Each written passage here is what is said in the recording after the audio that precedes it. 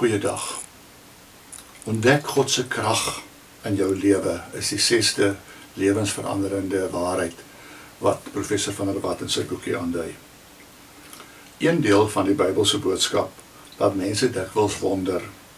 Christene is kinders van God, van die koning van die wêreld, maar dinge loop soms ook maar vir hulle lelik skeef.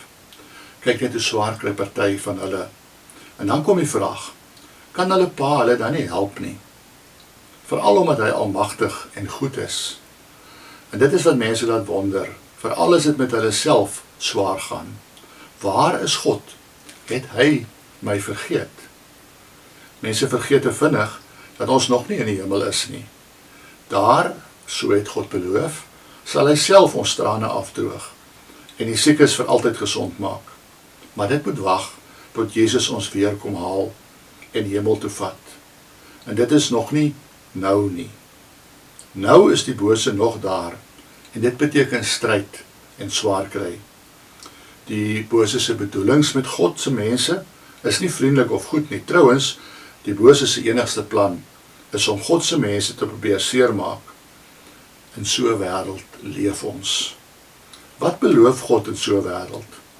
God het ons nie beloof dat hy elke keer ons situasie so sal verander dat dit net goed met ons sal gaan nie. Nog minder het hy gesê dat omdat hy ons lief het, niks met ons verkeerd sal gaan nie. As dit so was, sou dit beteken dat hy nie vir Paulus, Petrus of selfs Jesus lief gehad het nie, want dinge het vir hulle ook maar lelik skeef geloop. Nee, wat God wel beloof het, is dat hy ons die krag sal gee om moeilike situasies te kan hanteer. Hy gaan nie die situasies verander nie, maar hy gaan ons verander om in enige situasie staande te bly. Paulus self het dit so mooi gesê in Filippense 4 vers 13. Ek sien vir alles kans, omdat Jesus my die krag daarvoor gee. Soos elektriese krag deur drade, loop God se krag deur verhoudings. Dit is die krag wat 'n mens kry, omdat iemand anders naby jou is. Jou krag kry jy eintlik uit sy krag. Daarom is 'n kindjie byvoorbeeld nie bang as ma in die donker saam met haar daar is nie. Sy is dapper, want ma is daar. Ma se krag word haar krag. Soos dit ook met God se krag. Jy weet hy is naby jou, selfs as dit vir jou nog op die donkerste is. Dit is deur God raak te sien, te weet hy is daar, en te besef, hy hou jou vas, dat jy die krag kry om aan te gaan. Al gaan dit hoe swaar, jou stille wete dat God, wat jou liefhet daar is, sal jou reg ophou. Jou oë sal dan op hulle helderste wees, want wat is enigiets in hierdie wêreld, as dit teen God en sy gawes opgeweeg word? Daarom vra Paulus self, wie of wat sal ons kan skei van die liefde van God? Net mooi niks nie. Het gaan dus oor jou vermoë om reg te kyk na situasies.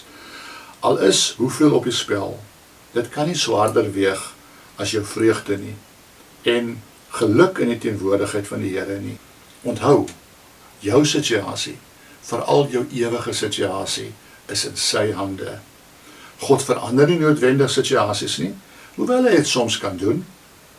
Hy verander mense om situasies reg te kan hanteer. Daarin lê die oorwinning vir elke Christen, om te midde van die swaar kry in die lewe, steeds deur die krag van God staande te kan bly. Kom ons bid saam. Hemelse Vader, help vir ons om ons ook nie deur ons situasies te laat onderkry nie. Verander ons, gee ons die krag om staande te bly, al verander ons situasies nie, omdat ons weet dat eintlik het U elke situasie in die hand en hou U ook ons ewige situasie in die hand. In Jesus se naam. Amen.